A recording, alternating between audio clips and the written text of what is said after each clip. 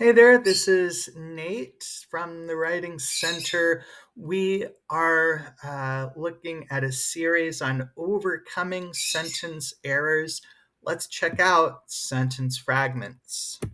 A sentence fragment is an incomplete sentence written and punctuated as if it were a complete sentence.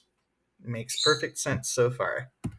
So there are two common ways that a sentence fragment can occur.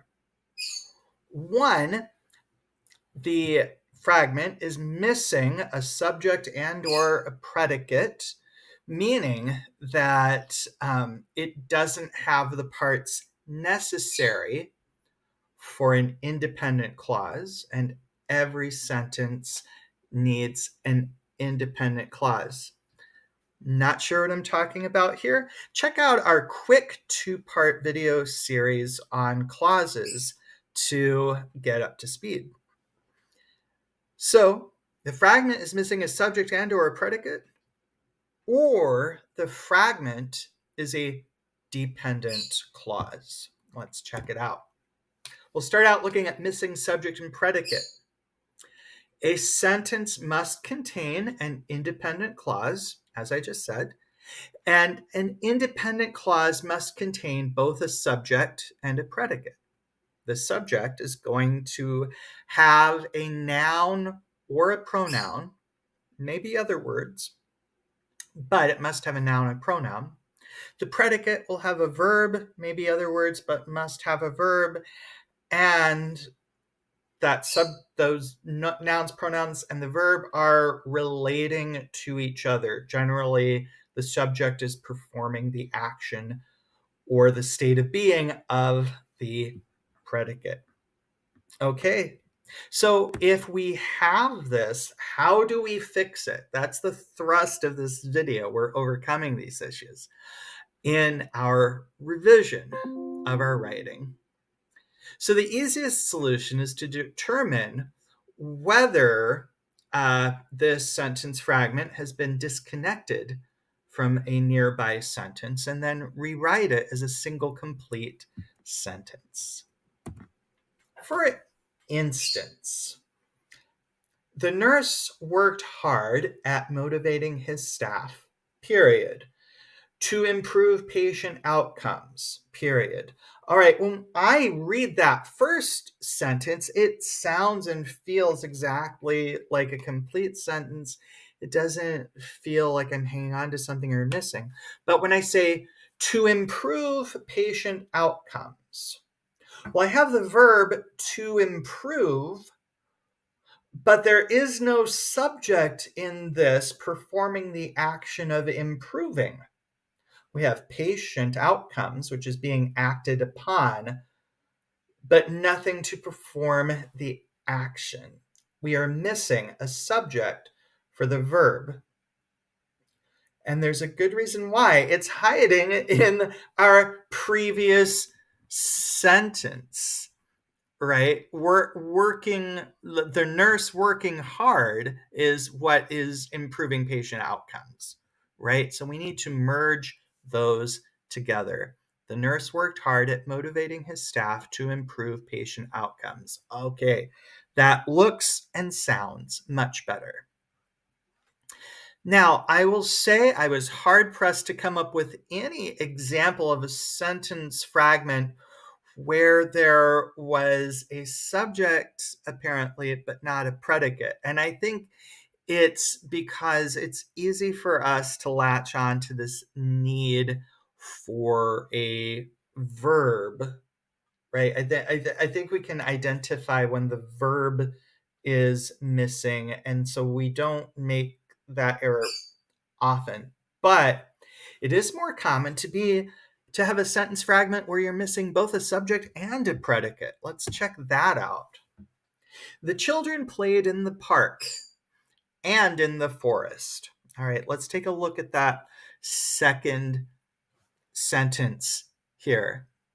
We do have a noun, forest, but a subject is more than just a noun or a pronoun. it involves having a verb and a predicate that it is acting on. We have no verbs here whatsoever. And in fact, forest is not a part of a clause subject. It's actually part of this prepositional phrase, in the forest. We see that word in as a preposition, and that's a big signal to us because a prepositional phrase is never, ever, ever going to stand all by itself. It must be part of either a subject or a predicate. So let's get these sentences, boom, smack together. The children played in the park and in the forest. And I think when you see it written here, oh, there's this parallel structure going on. In the park, in the forest. They are both saying where the children played. Okay, this is all the same idea, and it needs to be in the same sentence. So that's looking at missing subject and missing predicate. I see this sometimes as a writing coach. I more often see, and I don't know by how much, but I do see more often a dependent clause written as if it were a sentence on its own. A dependent clause has a subject and a predicate, okay, all the parts that we need for a clause, but it includes words that keep it from standing as a complete sentence. To look more at that, I encourage you to check out our short video on independent and dependent clauses. It gets more into the types of words to keep a lookout for there, but I have included a good mix in our example sentences. Because Leon was running late. If I have to. Which made life easier? Now, the first two are especially tricky because if we dropped the words because and if, we have complete sentences. Leon was running late. I have to. But those additional words render those dependent clauses that cannot stand on their own. The second one can be tricky because we have the relative pronoun which that is acting as the subject of the verb made. So it can feel like, oh, we've got the subject, we've got the predicate, we don't have these additional, oh, I've got an independent clause that can stand on its own. Not when that subject is a relative pronoun. Who, whose, that, which, and whom. Those are your relative pronouns. Okay. So how do we fix this? That's the thrust of this series. Well, the easiest thing to do with a dependent clause is attach it to the independent clause that it belongs to. That's how dependent clauses work.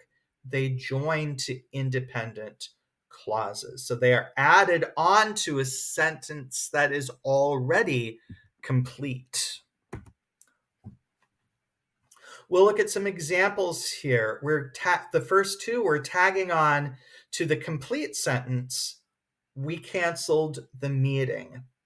Notice that we can flip that dependent and independent clause around in the sentence order, but if the dependent clause comes first, we put a comma after it. If the independent clause comes first, we don't do anything with the comma. A comma, we just leave it out. You'll notice the same thing going on in the second pair of sentences. If I have to, I will go to the doctor. I will go to the doctor if I have to. Notice we don't have that same flexibility in our final example. The patient got a cane, which made life easier. Makes no sense if we flip that around. All right, so that's how to work with a dependent clause when it's a sentence fragment.